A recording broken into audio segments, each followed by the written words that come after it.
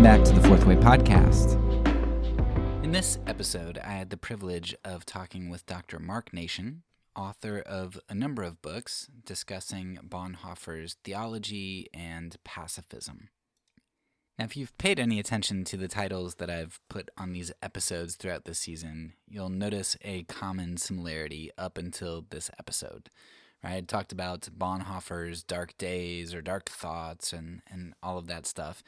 And all of that was just kind of trying to show this cloud, this darkness that surrounds Bonhoeffer. The darkness of the Nazis and the evil that he fought against, the darkness of some of his prison letters and things as he's going through dark times himself, as he's sitting in prison, the darkness of just some of his legacy and the things that his name has been used to promote. So there's this whole darkness that surrounds Bonhoeffer. And as a pacifist myself, I would say the darkness of, coming to a point of potential compromise. This idea that a lot of people have that Bonhoeffer essentially compromised at the end of his life on his convictions. So there's just a whole lot of darkness that surrounds the story of a lot of World War II and such, and particularly in regard to Dietrich Bonhoeffer's life. And we even explored some of this darkness when we took a look at some of the contention surrounding Bonhoeffer in regard to some people claiming that he's anti-Semitic because of some of the supersessionist views that he held and whatnot. So there's a whole lot of controversy that surrounds Bonhoeffer. But I wanted to end with this episode in particular, and the change of the episodes, Bonhoeffer's light, not because I think Bonhoeffer was a perfect person. In fact, in Dr. Reggie Williams' interview, discussed, kind of hinted at some of Bonhoeffer's problematic thoughts, and in another episode talked about Bonhoeffer's idea that God is possibly continuing to judge the Jews for deicide. Right? There are some things there that are really uncomfortable and dark and problematic.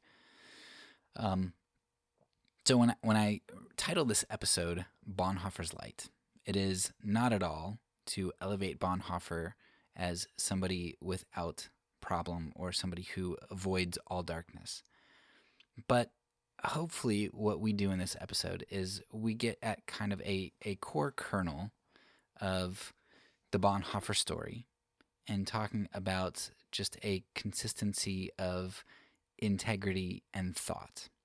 Not a person who was completely without problems, but a person who, in the face of great evil, when a lot of people, including people who we might think had better ideology than Bonhoeffer, right? Some people who might not have been as compromised by imperialistic thought, who might not have held the idea that maybe the Jews are being judged by God, right? Things that we would align more with, but didn't stand up. Here you've got Bonhoeffer, who, regardless of who his enemies are or what he thinks about God's judgment or any of this other stuff, he is choosing to stand up to evil and to fight with and for the oppressed. And so Bonhoeffer's light here is not perfection, but Bonhoeffer's light is an example of the way that we are to act in the world. If perfection were the call, then a story of perfection could not inspire us. We would never be able to live up to that.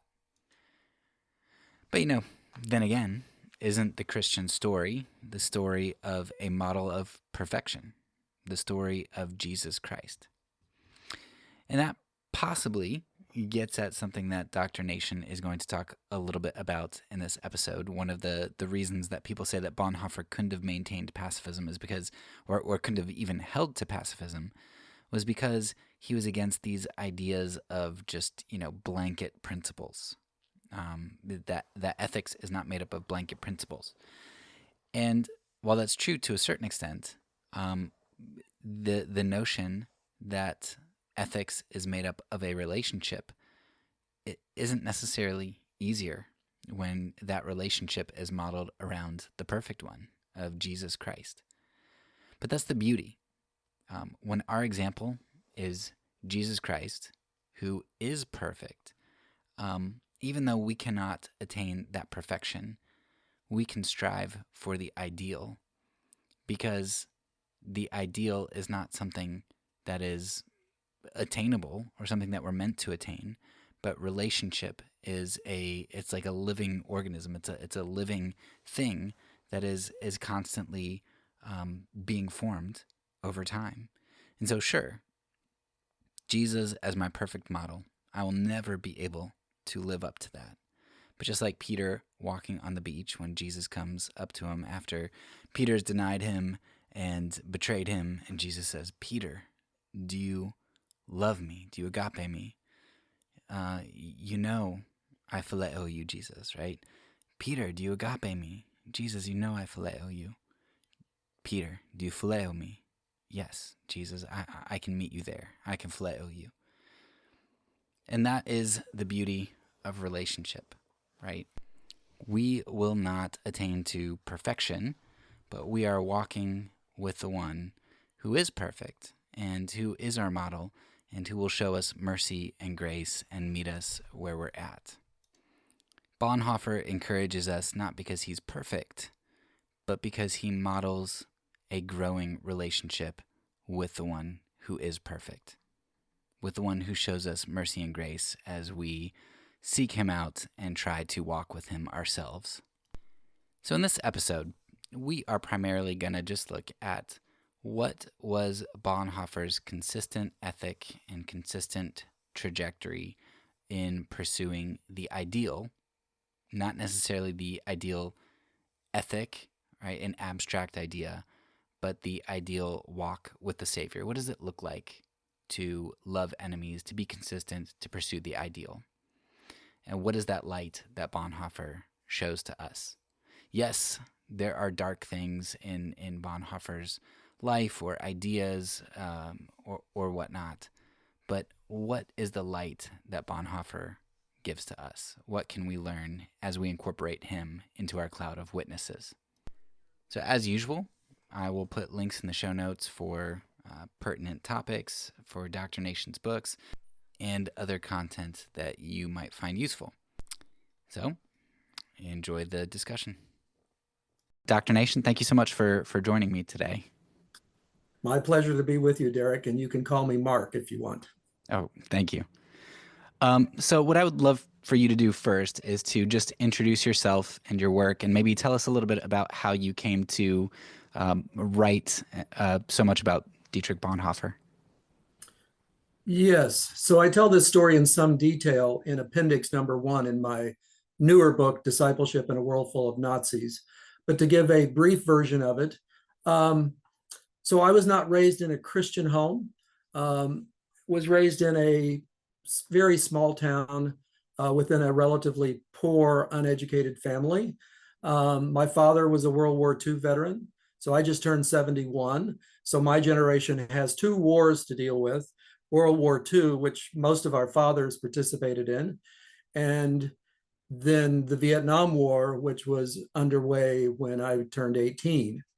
So as I said, I wasn't raised in a Christian home. I became a Christian in a Baptist church in 1970, just after I had turned 17. So within about a year of becoming a Christian, I had to register for the military draft during the Vietnam War. And during that year, these Baptists told me I should read my New Testament. And I did. It was a dynamic church. It was a wonderful church. I was very grateful to be a part of it for the few years I was there. And in that first year of my Christian life, I became a conscientious objector because I had to register for the draft. I was reading the New Testament, and I read that my Lord, who these people had told me I not only should worship, but should be faithful to, my Lord said that I should love my enemies. And I didn't see how loving people in the way I was beginning to understand love within the Christian faith equaled killing the people that I loved. So I wasn't going to go thousands of miles away and kill people in Vietnam. It wasn't really because of the Vietnam War in particular. It was about killing your enemies. So I became a conscientious objector. I didn't know the word pacifism. I didn't know the term conscientious objection until I received it from the draft board. And I didn't know the word pacifism at the time. But I learned that language, and it gave me an orientation to the Christian life that I've lived with ever since then. I, in general, became convicted that Christian discipleship is about all of life. It should be about all of the ways in which we live our lives, including whether or not we go to war, including how we live with our sexual lives, and how we live with money, the jobs we choose, the vocations we enter into, and so forth and so on. I wasn't planning to go to college, but I went to college mostly in the beginning because I wanted to know more about the Christian faith. So I was in a religious studies program in first year of college. Anyway, moving way ahead, approximately 5 years after becoming a Christian, I met other Christian pacifists for the first time in Louisville, Kentucky. And I also then discovered I had maybe heard of Mennonites about 3 years after I became a Christian. I'd never heard of them growing up. But in Louisville, Kentucky, I met some Mennonites for the first time. But more importantly for me in my journey, I read The Politics of Jesus by John Howard Yoder. I had already read The Cost of Discipleship about 4 years earlier. So one of my religious studies professors in my first 2 years of college did his doctoral thesis on Dietrich Bonhoeffer. I don't remember him speaking a lot about Bonhoeffer, but he may have been the reason why the bookstore of the college carried the book, The Cost of Discipleship. So I read it in about probably 1972. And then, as I said, several years later, I discovered the book, The Politics of Jesus. When I read that book, it helped to begin a journey, at least, of integrating my commitments to peace and social justice into the Christian faith as a whole. So one of the ways I've come to name what was beginning to happen is I was moving from being a Baptist to being an Anabaptist. And then I attended the Mennonite Seminary in Elkhart, Indiana, and studied with John Howard Yoder while I was there, along with some other interesting and helpful professors. I directed a peace and justice organization for 6 years, an ecumenical peace and justice organization. I did a master's degree in peace studies before I started doing that. And then while I was at the Mennonite Seminary, I shouldn't move any further ahead before I go back there. In 1980, I wrote a master's thesis on Christian forms of nonviolent resistance within the Third Reich. So this was my first introduction to Christians in Nazi Germany. It was a 110-page master's thesis. I did a whole lot of reading for it. I read for the first time the biography of Dietrich Bonhoeffer by Eberhard Bethge, not because I was focusing peculiarly on Bonhoeffer, although he was certainly relevant, but because it had a lot of information about the confessing church and what was going on in Nazi Germany. So it was one of the many things I read for that master's thesis. The same semester, I also wrote a 70-page paper on the confessing church for John Howard Yoder in a course at the University of Notre Dame. So that began my serious journey of exploring these kinds of issues. About 10 years later, I was doing a Master of Divinity degree at Christian Theological Seminary in Indianapolis. There was a visiting Bonhoeffer scholar who taught there for, I think, 1 year. And I did a directed studies course with him on Bonhoeffer and pacifism. So that was in 1989. An abbreviated version of that essay was published in the Journal of Theology for South Africa. So that was one of my first academic essays that was published, and it was on Bonhoeffer and pacifism. The longer version of that essay this is just to give a little history, background to those who only see my books, that the longer version of that essay, abbreviated version of which was published in the journal I mentioned, was named as being outstanding within the International Bonhoeffer Society newsletter. It's about the only part of my work that's been praised by Bonhoeffer scholars very much, partly because at that time, I did not believe Bonhoeffer was a consistent pacifist from 1931 to the end of his life. I wasn't convinced of that yet. I wasn't convinced of that for about 30 years, mostly because of being under the influence of Eberhard Bethge, but also because of Larry Rasmussen's book, which I read for the essay I wrote in 1989. I did a second essay on Bonhoeffer and pacifism in 1994 with Ray Anderson as a directed studies course again at Fuller Theological Seminary, where I was doing my PhD. And again, I wasn't convinced when I did that essay that Bonhoeffer was a consistent pacifist. When I reread that essay today, I can see that that essay is full of greater tension than the one written in 1989. That essay was published in 1999, so 10 years after I had written the first one. Go ahead to my sabbatical, and then I did a sabbatical while I was teaching here in Harrisonburg, Virginia, and I taught a course on Bonhoeffer. During my sabbatical of 2009-2010, I did serious fresh research on Bonhoeffer, on attempts to kill Hitler, lining up attempts to kill Hitler along with the biography of Dietrich Bonhoeffer. And then I, for various reasons, deep readings in Bonhoeffer, deep readings in the attempts to kill Hitler, I came to the convictions, but only then, that Bonhoeffer, in fact, was not meaningfully involved in attempts to kill Hitler. And he was a consistent pacifist from 1931 to 1945, as far as we can tell.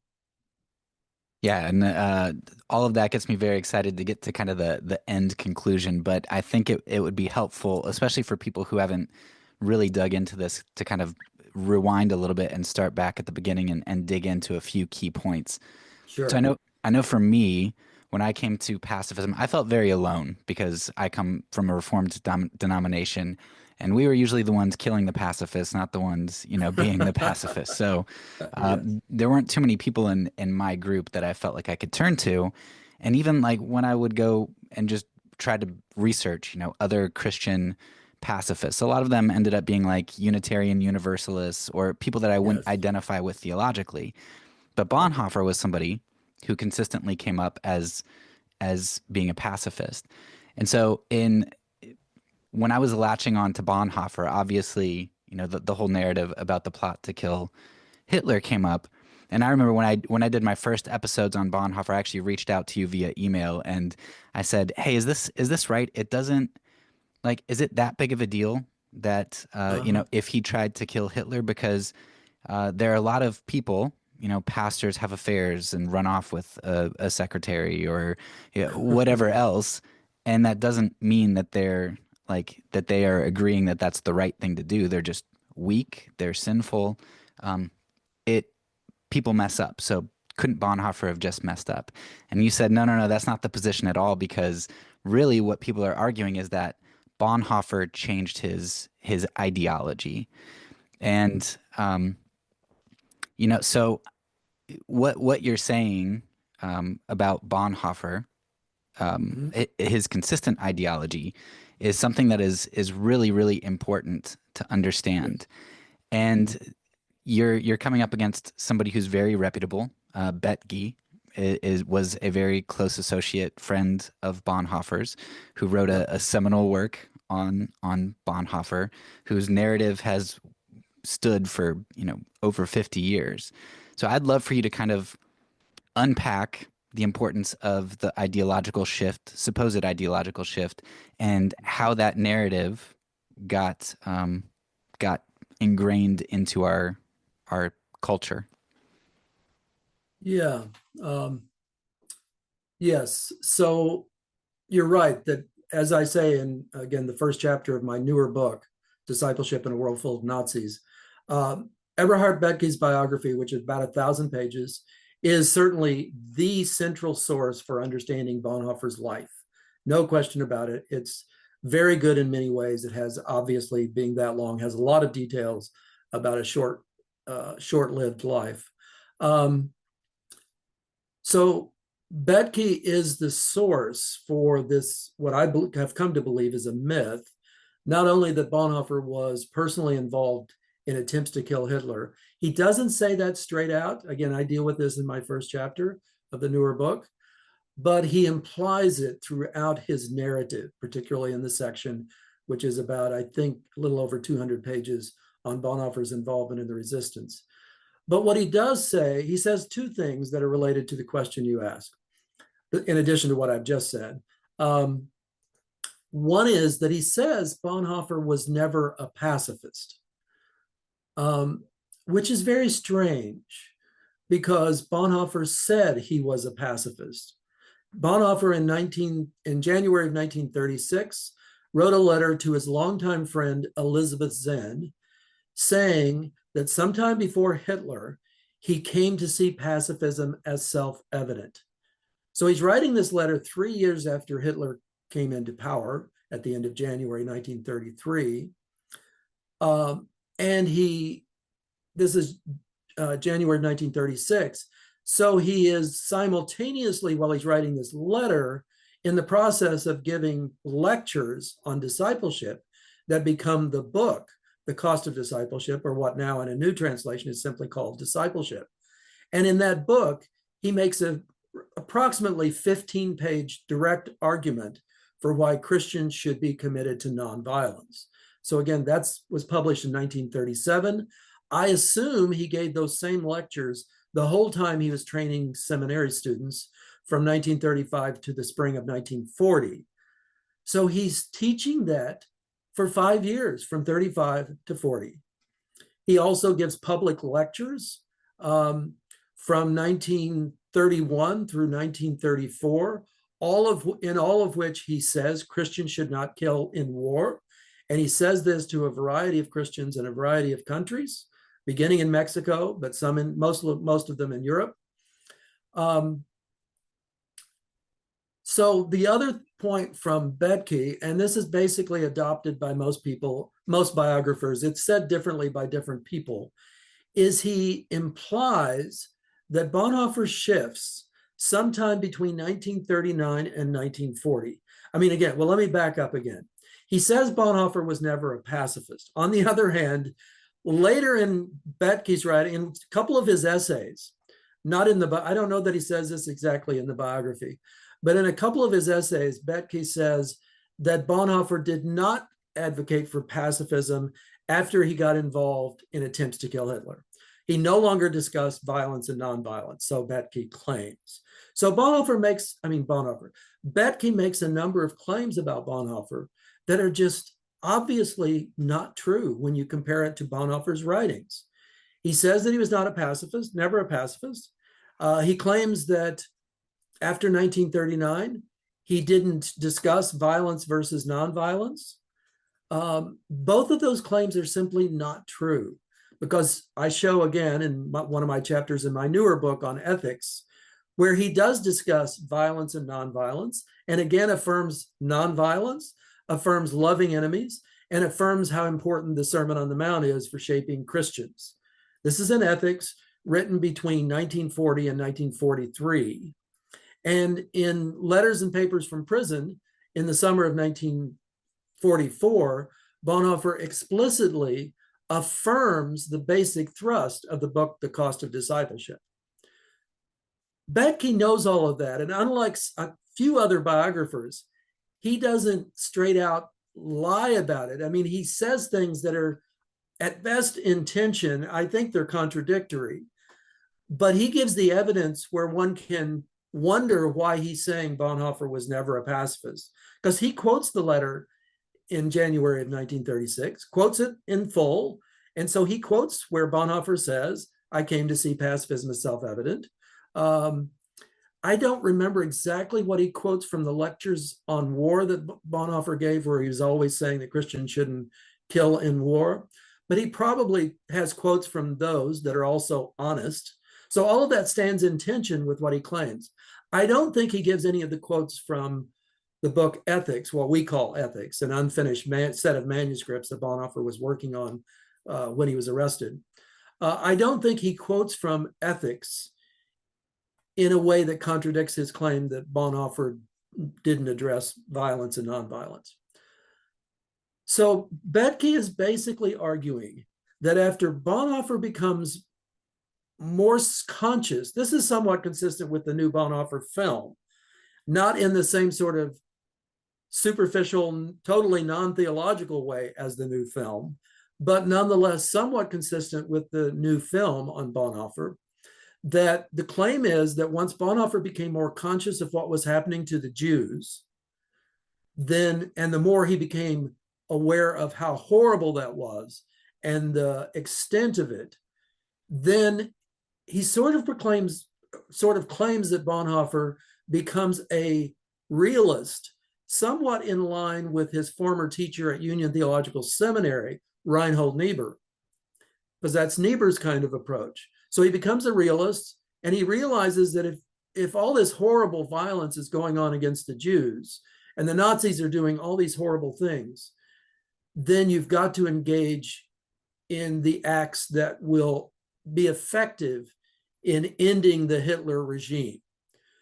So Bonhoeffer was, from early in his life, the Bonhoeffer family was connected to lots of people in high places. So he was certainly connected to people who were involved in the resistance. The most important one is his brother-in-law, Hans von Dohnanyi. Hans von Dohnanyi, his brother-in-law, was earlier working for the Ministry of Justice in the Nazi regime, beginning in 1933, and beginning in, I believe it's fall of 1939, Dohnanyi starts working for the Abwehr, military intelligence agency. And Bonhoeffer, in October of 1940, starts working for the same agency. And so he certainly has contact with those involved in the resistance movement, again, especially his brother-in-law, but also probably some other people who are involved in the resistance movement. I don't have any question about that. I think it's clear that that's true. And I don't doubt that he was close to his brother-in-law. The Bonhoeffer extended family was very close, period, but he was especially close to his brother-in-law. But we have no textual evidence that Bonhoeffer shifted his views in the way that Bethke is claiming. We have no text whatsoever that substantiate that claim. One can find some passages in ethics that might vaguely be pointing in that direction. I've tried to argue, again, in one of my chapters in the newer book, that I don't think that's what he's arguing. But one can make that argument, but it's not clear, certainly. And there's no, so that's in terms of him shifting his theology. In terms of involvement in attempts to kill Hitler, it's highly unlikely Bonhoeffer was personally involved in any attempts to kill Hitler, despite this new movie and despite what most biographers, I couldn't think of one biographer that doesn't really imply that if they don't say it straight out. They all do, basically. So the movie in that sense is not brand new. It's just different when you see it depicted on the screen and you see him meeting with a guy who then tries to kill Hitler. Clifford Green, who's the executive director of the collected works of Bonhoeffer, has said that no serious student of Bonhoeffer really believes that he was personally involved in attempts to kill Hitler. So that's not just me saying this. It's people like Clifford Green. The evidence just doesn't substantiate that he was involved in any attempts to kill Hitler in a personal way. And then, as I point out in my first chapter on Bethke and the myth of Bonhoeffer's involvement in the attempts to kill Hitler, I do think he was involved in this two different times he was involved in an effort to ask his friend Bishop George Bell in England to be a mediator with the Germans like himself that were against Hitler. And he was connected with people who were trying to bring down Hitler, some of them trying to kill Hitler or were thinking about trying to kill Hitler. And he was meeting with his friend Bishop George Bell, because Bell, being in the House of Lords, at least I'm pretty sure he was, at least he knew people high up in the English government, they wanted Bonhoeffer to mediate with George Bell to ask Bell to try to get the English government to not take advantage of Germany if Hitler is removed from power, because Germany would be very weak, and don't take advantage of Germany at its weakest moment if Hitler is removed from power. Bonhoeffer was involved in those efforts. We have on record another two people who were involved in those same efforts who said explicitly that they didn't believe in killing Hitler. So they didn't think this had anything to do with killing Hitler. It just had to do with trying to get the Brits, maybe the Allies generally, not to take advantage of Germany in its weakest moment. To my mind, that's not violating his commitment to pacifism. It's not shifting his views. It's consistent. It's just trying to be responsible, given that you have this ability to make this kind of connection because he was friends with Bishop George Bell. Sorry, I'll pause there. I've been going on for quite a while. No, so that's really important. Now we have the case against Bonhoeffer, basically, bringing up Becky, and we understand the importance of ideology and the idea of an ideological shift. So right now, you had mentioned the movie, which is part of what kind of got us together here. But I would love to use the movie to maybe help you build the case for getting a vision of who Bonhoeffer was, some continuity in his life. And I think we can break it up into kind of four parts. Bonhoeffer's pre-Union days, up his childhood up to 20s, and then his time in Union, and then his time with the resistance, or in that position associating with those people in the Abwehr, and then his time in prison. So, let me go ahead. Let me begin with a little bit about his childhood, his theological education, and then his time in New York City. Begin there, and then I'll pause so you can ask the next question you want to ask. So again, obviously, I'm only going to focus on things that are relevant to the things we're addressing. There's so many. I mean, Bonhoeffer is from an interesting family, fascinating times. There's so many things one could talk about. Bonhoeffer, I think, was from an upper middle class family that it seems to me on both sides of the family was basically had aristocratic kinds of connections. He had a very rich family heritage on both sides of his family. As I said, he was connected to many people in high places throughout Germany. His father became a famous neurologist and psychiatrist at the University of Berlin Hospital, or the hospital in Berlin. I think in terms of thinking about Bonhoeffer and peace and assassination and all of that, Bonhoeffer grew up in a somewhat conservative family, but a traditional conservative family. So the whole family was totally repulsed by Hitler when he came to power. But in Bonhoeffer's childhood, they were typical patriots in many ways. So when the military wanted to recruit their older sons, who were the right age to be recruited for World War I, it doesn't seem like they blinked about sending their sons to serve in the military in World War I. They were typical patriotic German family. One of the things that's not in the film, it shows that one of his brothers dies. That's shown in the film. What isn't shown is the Bonhoeffer family was devastated by that death. Bonhoeffer's mother was basically out of commission for more than a year as a mother. I think she moved to somebody else's house for more than a year. That's my memory. She was incapacitated. She was in grief for so long about the death of her son Walter. This made a deep impact on Bonhoeffer for the rest of his life. It is true that he and his sister would go to his twin sister, Sabine, and he would often fall asleep thinking about eternity. This is reflected in a couple of ways in the film. They did do that when they were very young. And this was at Dietrich's initiative. Anyway, that's a little bit of the impact of World War I. World War I also created a lot of chaos and disorder in German society. There was a youth movement that was very interesting in that period, but I won't go into that. Then Bonhoeffer announces to his family at age 14 that he's going to become a theologian, which was quite a surprise to his family and not thought of very highly by his father and at least one or two of his brothers, because they were they were scientifically oriented. They didn't really respect the church. The family was not a church-going family. And they thought he would be wasting his life because they could see he was a very gifted, talented young man. But he announced he was going to be a theologian. Then he starts at the University of Tübingen when he finishes what the equivalent of high school in Germany. He studies theology, he writes his first doctoral thesis, and then he writes what's called a habilitation thesis, so he can be qualified to teach in a German university.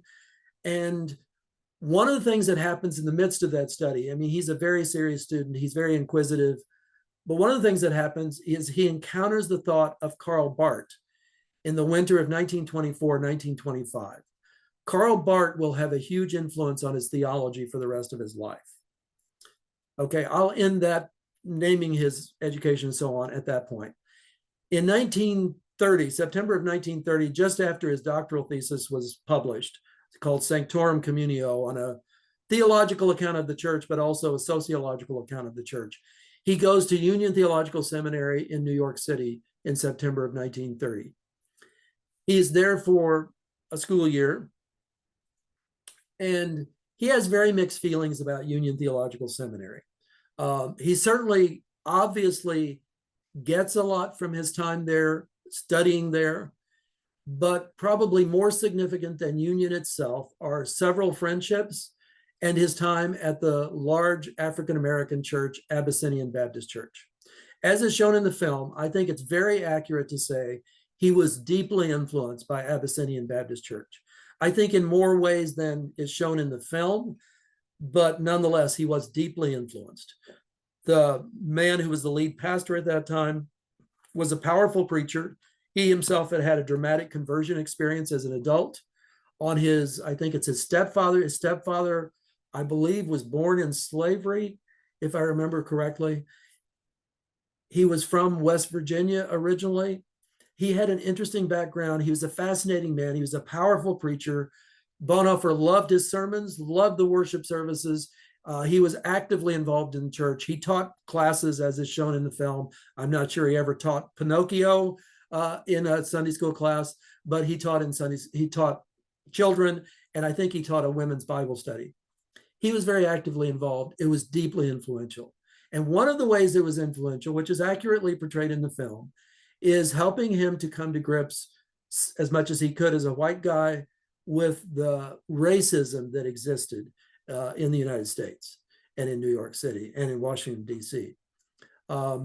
He saw that, he experienced it somewhat as much as he could, at least vicariously through his friend Frank Fisher, and it moved him deeply. He also studied about racism at Union Theological Seminary, which isn't shown in the film. So I have no doubt that that's true, and that activated him to speak out and act out on behalf of social justice issues, and especially what began to happen to Jews back in Germany. What isn't shown in the film at all, and is often not shown, sometimes it's denied in biographies, such as Eric Metaxas's biography, he also became a pacifist through Jean Lasserre, who was a French international student, contemporary with him. He and Jean Lasserre, in fact, traveled to Mexico after the school year at Union and gave lectures advocating for pacifism. And Lasserre has said in interviews that Bonhoeffer advocated for pacifism as passionately as Lasserre did in the summer of 1931. So if I can stop you at that, because I think that's a really important aspect. And in your books, you also, I mean, you have a bunch of other people. I think Franz Hildebrandt is one as well, who talks about how, only former pacifists are respectable.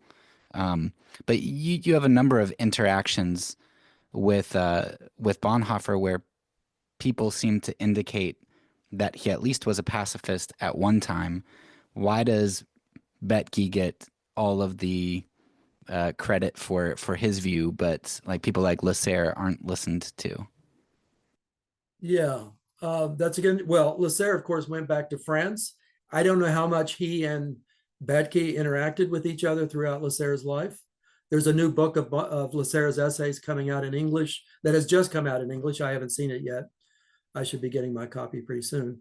But he was a lifelong pacifist. But more important than him, as you were indicating, Franz Hildebrandt, who was a fellow student with Bonhoeffer in their doctoral program. That's where they met.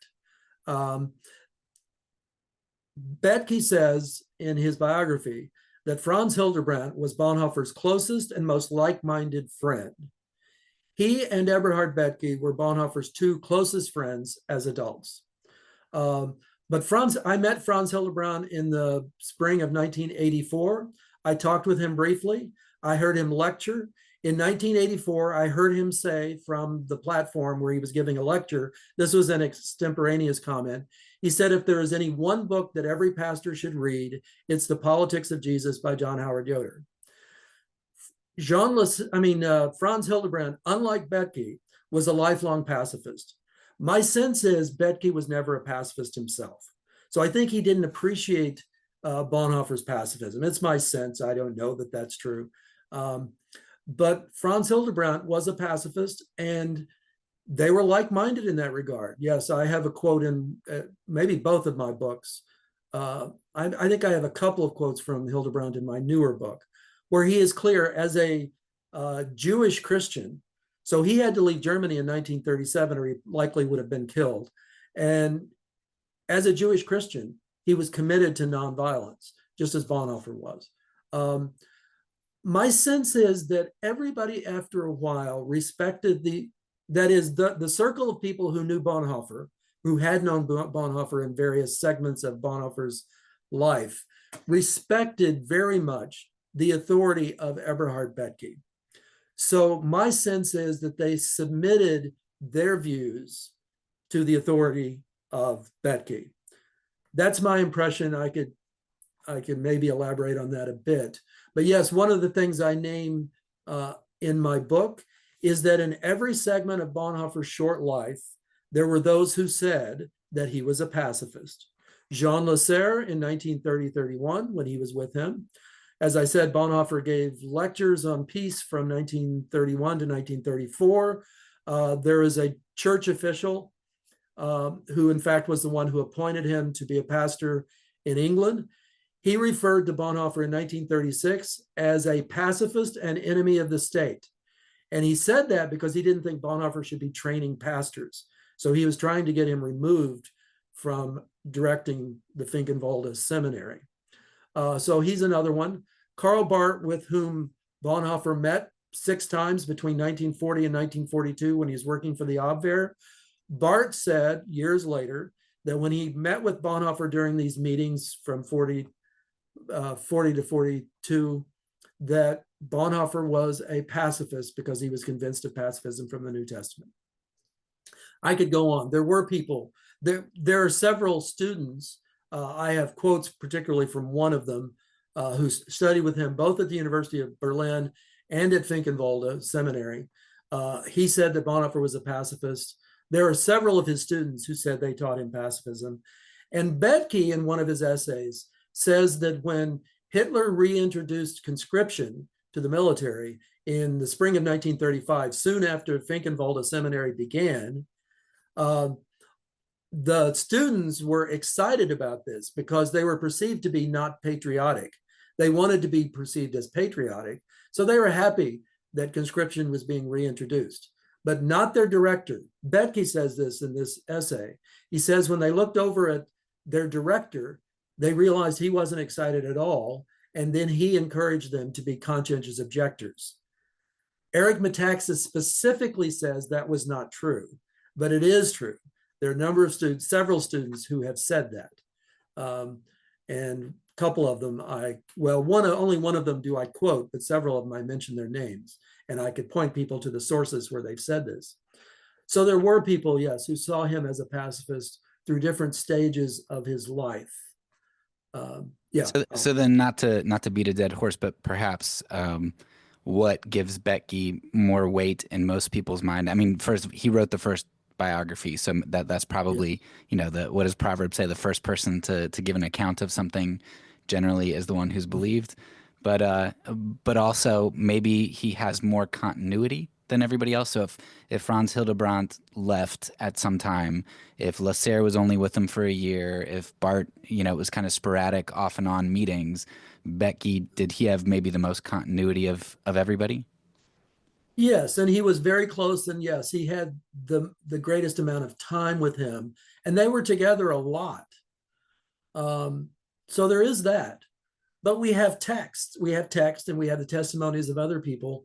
And I just think the text and the testimonies of all the other people outweigh Bethke's what seems to me to be a biased interpretation, especially when he says Bonhoeffer was never a pacifist, even though Bonhoeffer at least twice explicitly said he was a pacifist. And then I don't think he uses the word in Cost of Discipleship, but he argues for 15 pages as to why Christians should be committed to nonviolence. Yeah. But I do think, yes, I think his other friends, after a while, simply gave Bethke the authority to define Bonhoeffer's life in general. And now that we have 16 volumes of collected works, as I say in my newer book, I think there will be more people who will question some of Bethke's judgments. One of the things also, there's another book on that's the one in English that comes closest to my two books is a book called Dietrich Bonhoeffer and the Resistance by Sabine Drom. And it's a good book. She doesn't come quite to the same conclusions I do, although there's a lot of overlap. But she disagrees with Bethke in some ways. And she convinced me after reading her book, which came out just before I wrote the manuscript for my first book. After reading her, I decided that Bethke probably didn't do much research on the Abwehr or the various assassination attempts. That's my impression. I don't know that that's true, but that's my impression because she gives, like, for instance, when I read Bethke for the first time about 1980, I assumed almost all of the people in the Abwehr, the military intelligence agency, were a part of the conspiracy. Well, what Drom points out is there were 13,000 employees in the Abwehr, and she says only about 50 of them were in the resistance movement. So it certainly wasn't almost everybody. It was a small portion of the people who worked at the Abwehr. But to be fair, as I say, again, in my newer book, I do think Bonhoeffer probably knew a handful of those people at least. Like I said, he didn't remove himself from them. But at least one of the other people who was somewhat involved in the resistance was a woman in the Munich office, which is where Bonhoeffer was located rather than Berlin. She has stated in person, I didn't hear her speak, I read her lecture that she gave in, I don't know, the late 70s. And she was a lifelong pacifist. And she was a pacifist at the time that she was working for the Abwehr. Yes, there were various, obviously, pacifism was extremely rare. And the pacifist organizations that existed were run out of existence in 1933 after Hitler came to power. So Gertrude Luckner is this woman's name. And being a woman, certainly then, it didn't mean the same thing as it did as a man because you weren't conscripted into the military as a woman. But she nonetheless considered herself a pacifist after World War I, and she was working for Abwehr. Helmut von Moltke, who wasn't a pacifist, but he was involved in the Abwehr, and he was involved in a resistance movement. In fact, he was head of a resistance movement, which is fairly well known among those who study the resistance movements. But he has said explicitly that he did not affirm the killing of Hitler. So some people imagine, because they haven't read much about the resistance movement, that everybody involved in the resistance movements were willing to kill Hitler. It's just not true. Yeah. Well, so that covers really well the first two kind of stages that I think are really important. Maybe we could talk about the last two stages then, and that would be probably the turning point in the movie for me, where I know that they took some cinematic liberties in the first portion. I think they did. I haven't read all of Bonhoeffer's works, but I don't know that Bonhoeffer was up on stage like playing the sax or piano, but he did play the piano, we know. Mm-hmm. But and he loved jazz music. Yeah. So it possible. Like I'm okay with those liberties. Yeah. What sort of got me was when he was in this upper room with Hans being shown images and being told stories of what was happening to the Jews, which Yep. probably happened. He was told what was happening. But then he all of a sudden, like in a moment in the movie, he supposedly renounces his pacifism, and he Right. even makes a statement. And maybe he did make this statement, but because I know he was okay with lying at certain times. But he made the statement something to the extent of like we have to beat the father of lies at his own game. Yeah. And I'm like, that just it seemed a little bit. I don't know. He could have said something like that, but it seemed almost like sacrilegious at that point, where all of a sudden to have this 180-degree turn, especially about an issue that seems at best ambiguous, like we know very little about. Can you talk about that part of the movie, that kind of shift, Yeah. and maybe what issues you might have and what you think they might leave out? Yes. Before I do that, I do want to mention something else that I haven't mentioned to this point because it's become very important to me, and it's related to the reason why a few people dismiss my writings. Um, and I'll say this briefly because it's quite complicated to go into, so I won't try to do that. But I do want to name it just so that it has been named. Bonhoeffer was against a principled approach to ethics. He maybe probably acquired this largely from Barth, but it could be that he wanted to oppose a kind of Kantian, rooted in Immanuel Kant's philosophy of approaching ethics. For whatever the reasons were, he was opposed to a principled approach to ethics. This is true for Bonhoeffer from early in his adult life, the late 1920s, I think, to the end of his life. So some people assume that because he was against principles, that he couldn't be a pacifist, because by definition, a pacifist is someone who's committed to the principle that you never commit violence. Well, this is tricky business. Again, to deal with this, and one of my co-authors in my first book does a terrific job of dealing with this in some ways. In Bonhoeffer's transition from his lectures in Barcelona, Spain, to his writing of The Cost of Discipleship, which is a good way to name this. And the book Discipleship or Cost of Discipleship expresses exactly what I'm talking about. In that book, Bonhoeffer is not dealing with principles. He's dealing with Christ. He's dealing with the Christ, Jesus the Messiah, who is not just a teacher, but he's the Word of God made flesh. He's the Word of God who changes our lives, who transforms our lives, and also therefore empowers us to live faithfully, and also commands us to live faithfully. So all of that is hugely important for understanding Bonhoeffer's ethics. And he names this in a theoretical way in what are guessed at as being the first 3 chapters of ethics, which again is why I have a chapter in my newer book on the first 4 chapters of Bonhoeffer's book, Ethics, because that's all related to his being opposed to ethics as principles. So I just wanted to say that before I talk about this stuff. So yes, looking at Bonhoeffer, so he comes back from, well, let me make a couple of general comments about the film. I think Komarnicki, the writer and director of the film, is a very gifted director. I don't know what you thought. I'm not, of course, a professional film critic. I thought it was very well done.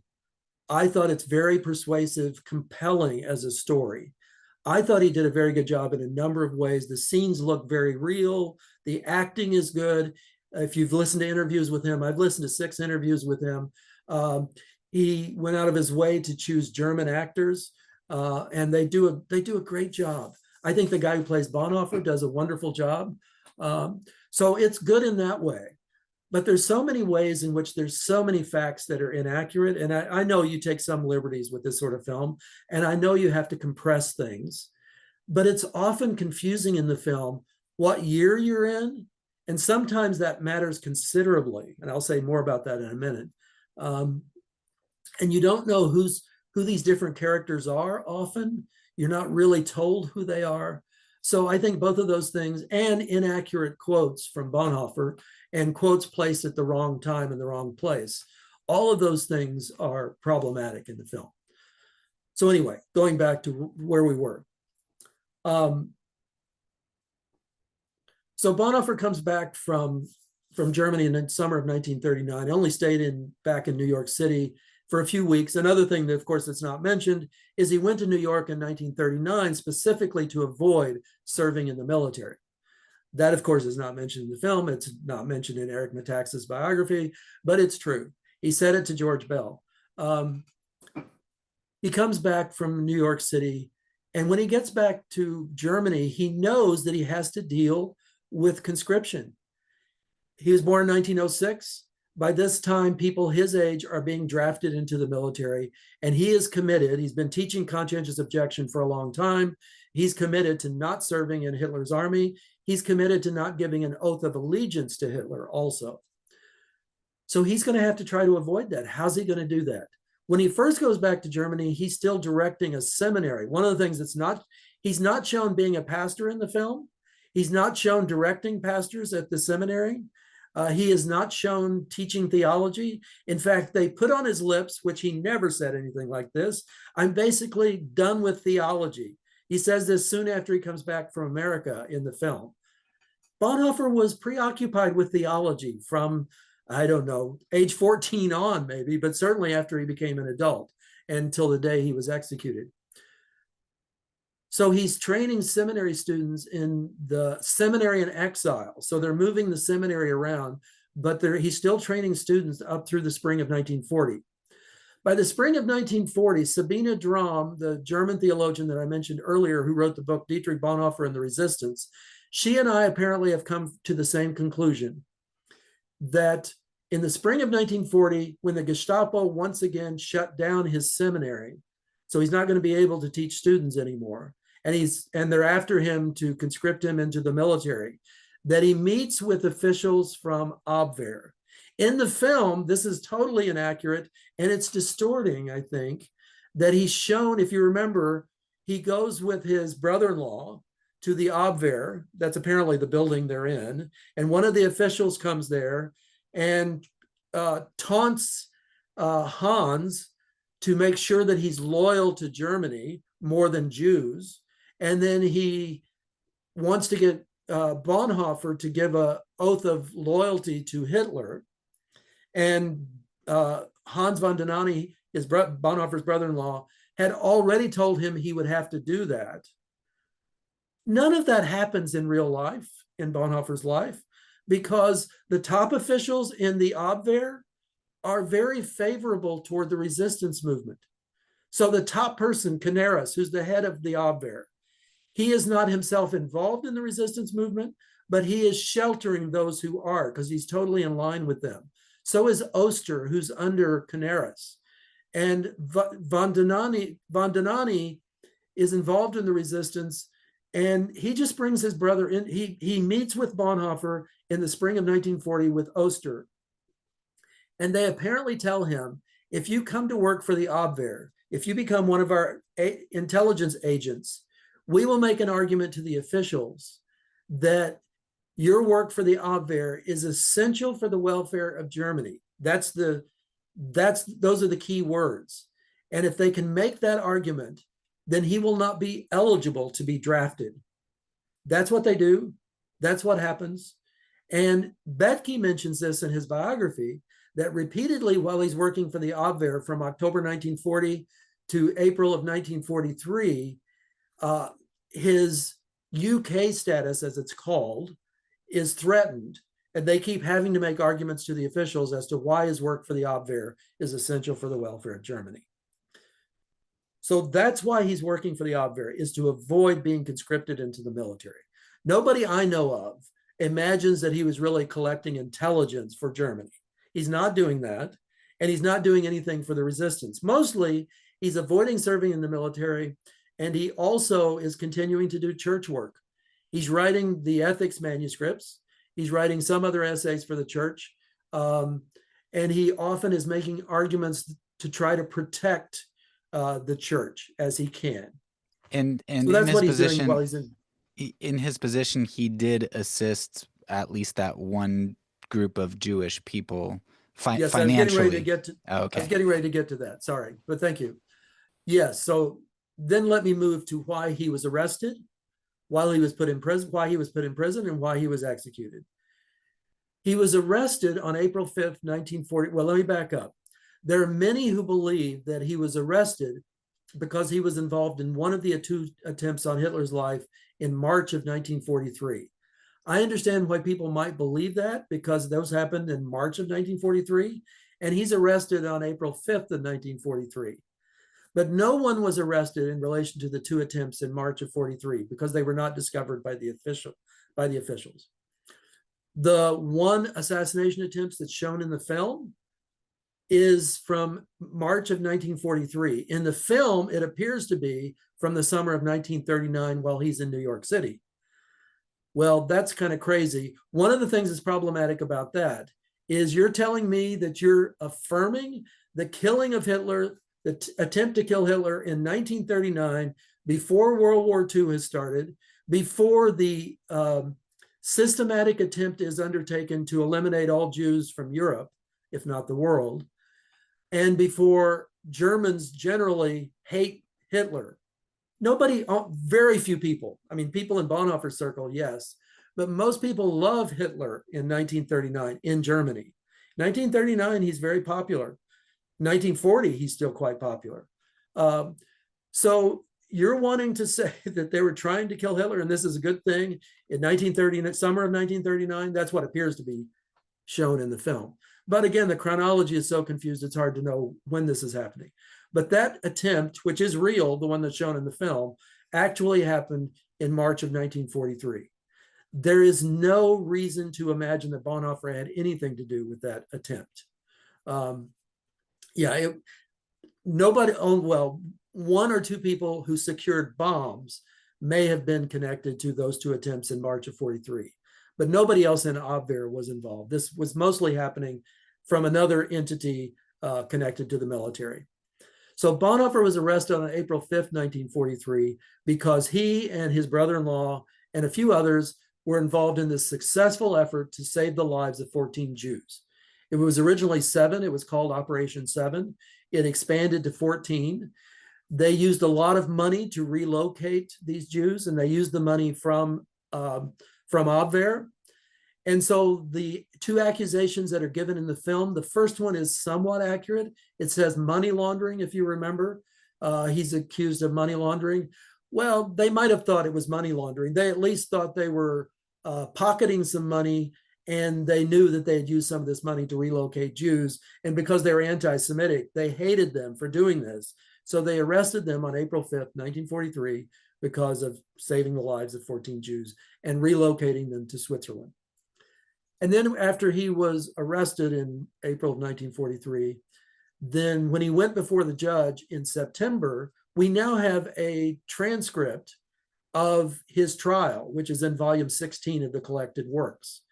And what was the judge angry about? Bonhoeffer's work for the Abwehr was obviously not essential for the welfare of Germany. He was simply trying to avoid military service. That's what the judge names.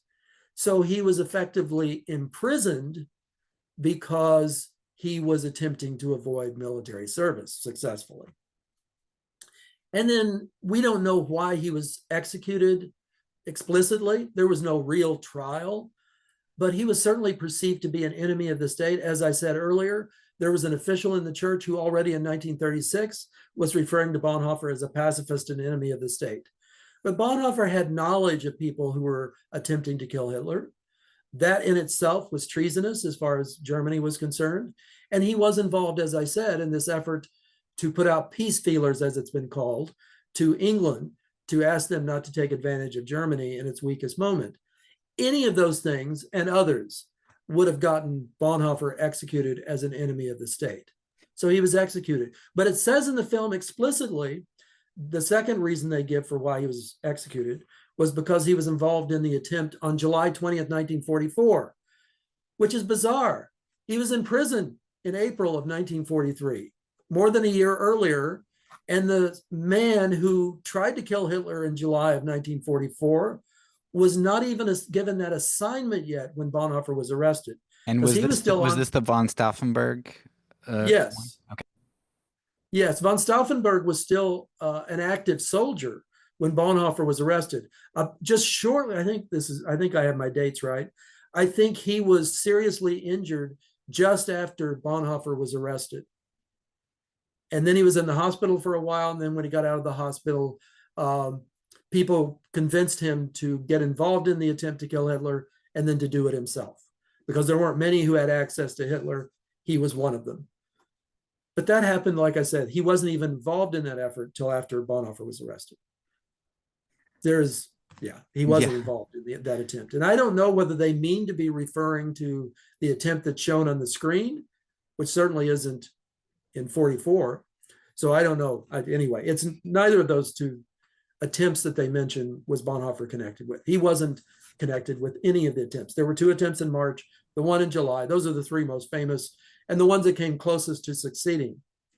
But Bonhoeffer wasn't involved in any of those three.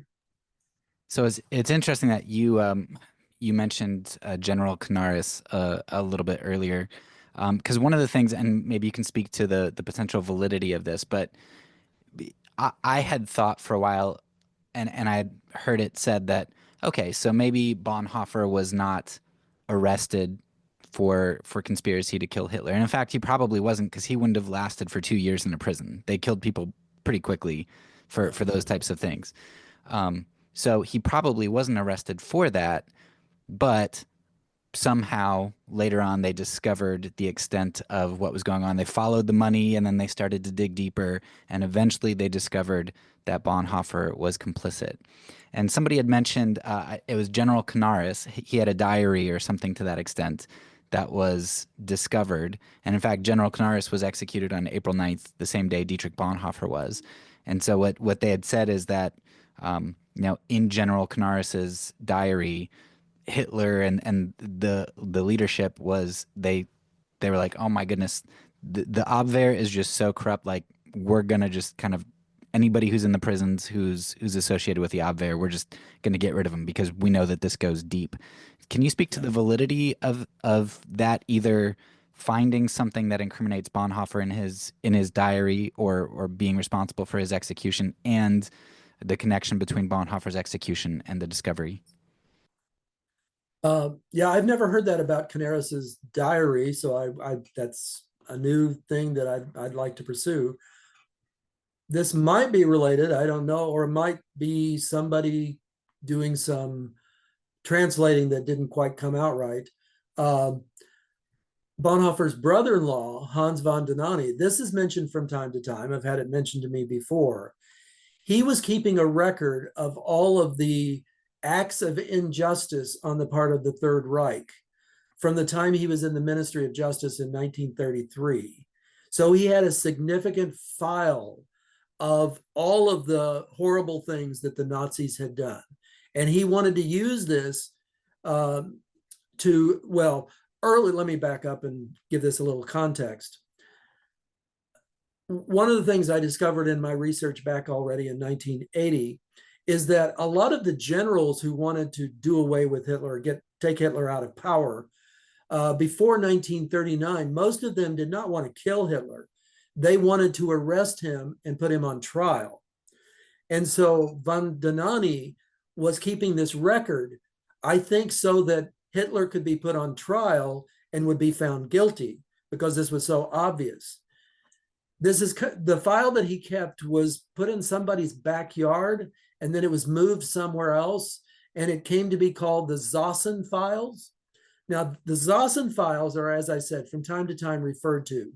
Betke, in his large biography, has a brief essay on the Zossen files. So I've looked into the Zossen files. The only thing I can tell is somewhat similar maybe to what you were saying, is I can easily imagine that anyone who was perceived to be an agent for the Abwehr would have been suspicious.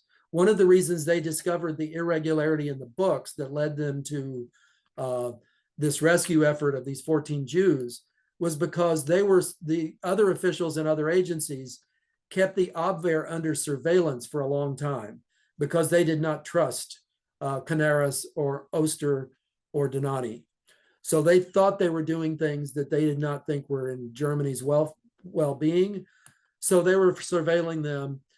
So I don't doubt that if they found a list of agents for Abwehr, or if they found all of Bonhoeffer's connections, I mean, he could have been, like I said, there would have been a number of things connected to him that would have caused them to see him as worthy of death.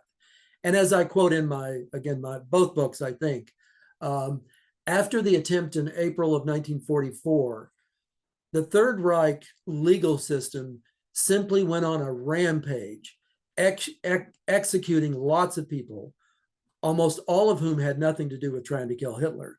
They were simply determined to be enemies of the state. There is at least one DVD that shows a lot of the films from the trials. They are an absolute mockery of any form of legal justice. All right. We've explored quite a lot. I've just got one more question for you then. Sure. So I remember when I read your first book, I was like, okay, this is very nice. Like, it wasn't some conspiracy theory sort of case. I thought it was very well backed, and it made a lot of sense. But it was still hard for me to imagine, how do you run in those circles without being implicated in it? You know, one bad apple spoils the whole bunch type of thing, where it's okay, if you're involved while they're planning to assassinate Hitler, how do you not get involved in that over the years? And one of the stories that has been very helpful for me, somebody that you talked a little bit about so far, is von Moltke. And it's helpful for me because he very explicitly says he does not want to kill Hitler. And he, even in letters to his wife, he talks about how he's very thankful that he was caught when he did, so that his name would not be associated with that. And you know, that's such explicit written evidence to a trusted keeper, you know, his own wife. Like, you can't deny that those are his true sentiments. So would you mind kind of using von Moltke's story as a framework to show us, how is it possible to run? I think it was is it called the Kreisau group? Kreisau Circle. Kreisau Circle. Could you talk a little bit about that and use that as a framework to help us envision, with the case that you've made, how is it possible to believe that? Yeah, well, I understand why you would ask that in a way. I mean, it's a corroborating story, which is why I used it as the introduction to my first book. It's a corroborating story in a way because it's another man with a different skill set. I mean, he was an international lawyer. Bonhoeffer was a theologian. So as an international lawyer, he used his international law skills to try to stop the Nazis from doing whatever he could stop them from doing. He tried to reroute trains that were taking Jews to certain areas. He would try to reroute them to areas where he thought they might be safe. He was trying to put into effect laws of war to try to encourage generals to obey them. One of the things that happened certainly by 1942 or 43, there were a lot of officers, particularly on the Eastern Front, who were, if they had a conscience, if they had much of a moral commitment, they were grossly offended by what they were being asked to do, because they were being asked, not just with Jews, but with Polish people, were considered to be second-class human beings at best. And so they would just kill them and slaughter them in mass, in large numbers, and just throw them in mass graves. So that was happening over and over again. And a lot of the officers were rebelling against that. And so given that probably Moltke saw that sort of thing, he would try to help them to do something about this, and tried to get them to respect international laws, try to get them to, just out of self-interest, to look at the situations and say, look, if you're going to do this, don't you know that they will see that they have a right to do that as well? So hold back from what you've been asked to do. But yes, I mean, what strikes me about Moltke, and there are some parallels, and again, Sabine Drom compares Moltke and Bonhoeffer. She mostly contrasts them. I think some of her contrasts may be right, but I'm not sure they're right. Moltke and Bonhoeffer both seemed like men of deep convictions. Yes, when you read some of the letters that Moltke wrote, I quoted from one or two of them. He wrote to one of his friends in England. It was clear that he was doing what he was doing because of his Christian faith. And he thought that he needed to stay the course. And as you said, I mean, you're surrounded by people who aren't doing that. I mean, most of the people in Abwehr are probably just going along with what Germany wants them to do, just like most of the soldiers are doing what the officers tell them to do. And sometimes they're being told to do horrible things. Bonhoeffer was certainly a man of deep conviction. I mentioned this conference I went to in Seattle, Washington in the spring of 1984.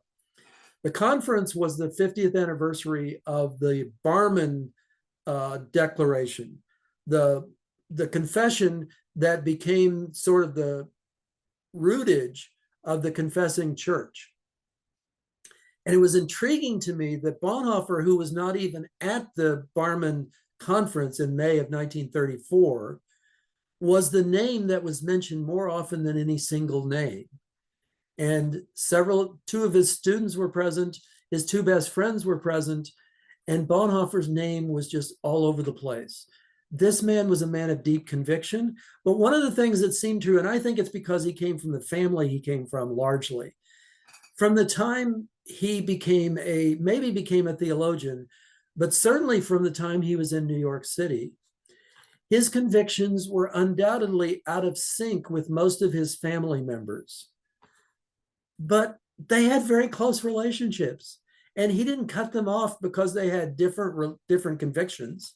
He loved them, he cared for them, and he continued to relate to them in healthy ways. So I think he had learned to do that for a long time, and yet in the midst of that, he could clearly differentiate himself.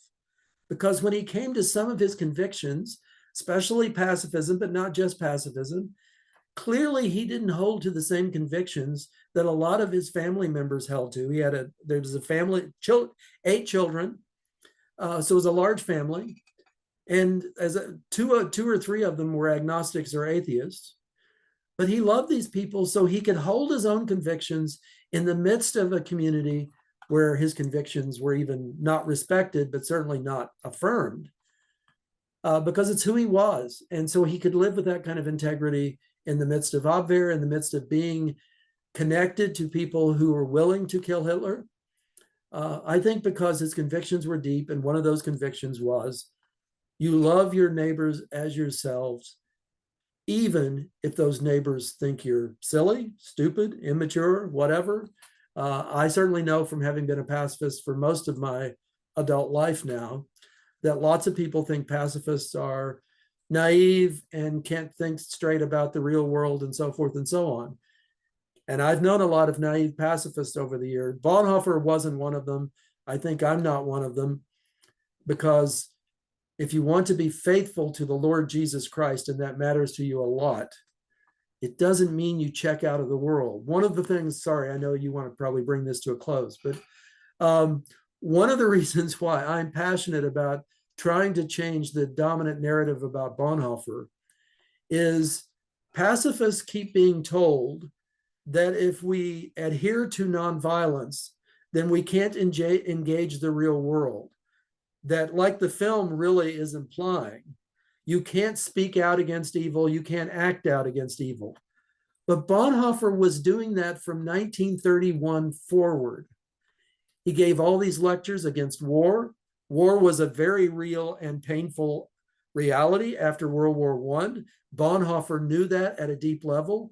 When Hitler came to power, within a few months, he writes one of the few straightforward essays that was written against anti-Semitism, that called for Christians to respond in 4 different ways to what was beginning to happen to Jews.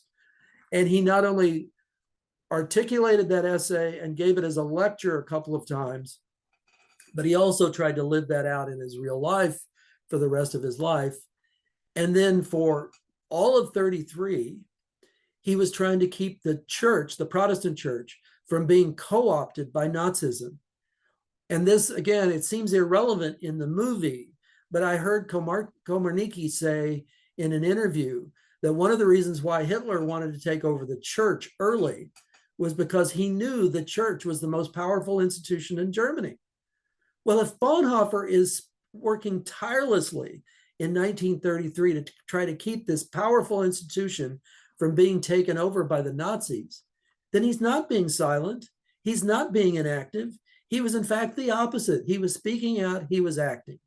And he did that for the rest of his life. But he was not called to England to be a spy, unlike what the film says. No, he went to England to be a pastor. And that's what he did while he was there. But while he was there, he had two choices to make before he went back to Germany. At about the same time, he received an invitation to start a seminary back in Germany, or to study with Gandhi in India, which he really wanted to do, because he wanted to learn how to resist Hitler in a Christian manner. In other words, through nonviolent resistance. He wanted to do that. He decided he couldn't do both of them, so he didn't go study with Gandhi, even though he wanted to. He's the one that tried to secure this invitation from Gandhi, and finally he had gotten it in the fall of 34. But he decides he can't do both, so he goes back to Germany to direct a seminary. None of that equals a man who is not engaging the real world, is not speaking out and acting out on behalf of the Jews, against violence, and in a variety of ways, including trying to keep the church, being the church, being a witness for the Christ that he thought it should be. I think there are a lot of good words there, and I think what you hit on with his family and being able to be around differences is, I think that's probably why it's especially hard in our culture today for people to understand this, because there is so much polarization, and Yes. there is so much cutting one group off and putting ourselves into echo chambers. And Bonhoeffer was able to do that. And interestingly, I would argue probably because he was a pacifist who believed in enemy love, and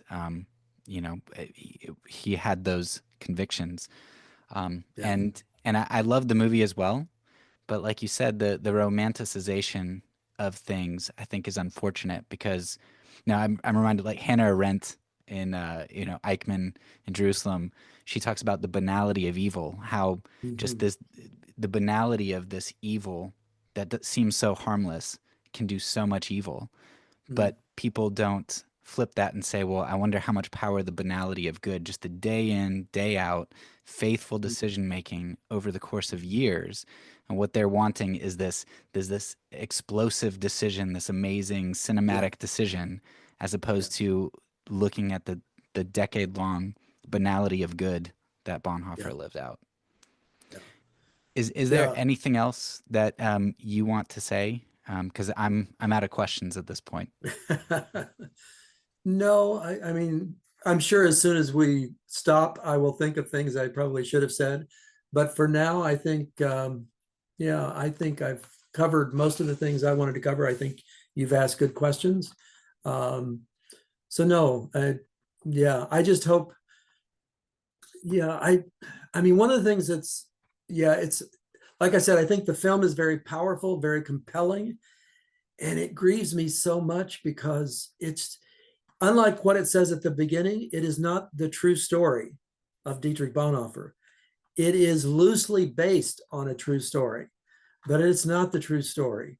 And it's too bad. And it will convince a lot of people. And one thing I wanted to, this is probably worth saying. There are comments out in the social media and Facebook, I've seen in various places, that try to connect this film with promoting Christian nationalism and connect it closely to Eric Metaxas. And I think that's just not true. When I listened to 6 interviews with the writer and director, he explicitly denied having based the movie on Metaxas's biography. But beyond that, when you hear what he says in interviews, he just doesn't sound like that's who he is, number one. And number two, I don't think there's anything in the film that's promoting Christian nationalism. As you said, I mean, as you implied, it's a rather strange message, however, particularly when, what was it, last week, when a CEO of a health company, health insurance company, was assassinated. And thousands of people affirmed him being assassinated. An attempt was made on Trump's life through an attempted assassination. Really, in this kind of divisive culture, the message you want to give is saying that assassination is a good thing if you think something evil is going on at the top.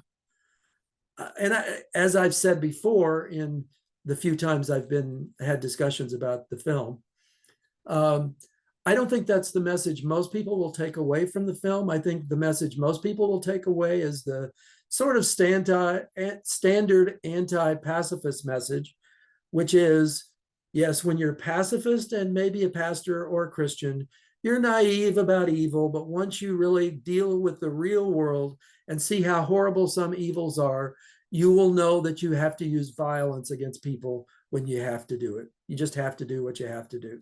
I think that's a message a lot of people will take away from the film. But what it directly seems to communicate is, yeah, summer 1939, you could think about assassinating somebody that's very popular, who hasn't started a war yet, and so forth and so on. Yeah. Anyway, it seems like a strange message at this divided time in the American culture.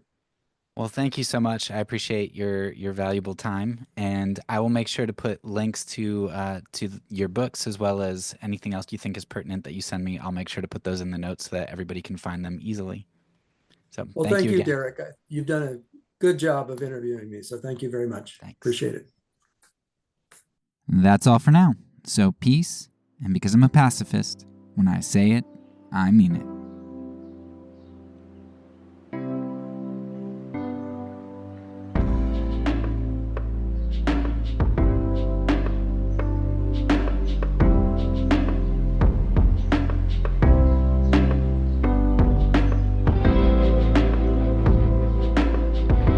This podcast is a part of the Kingdom Outpost Network.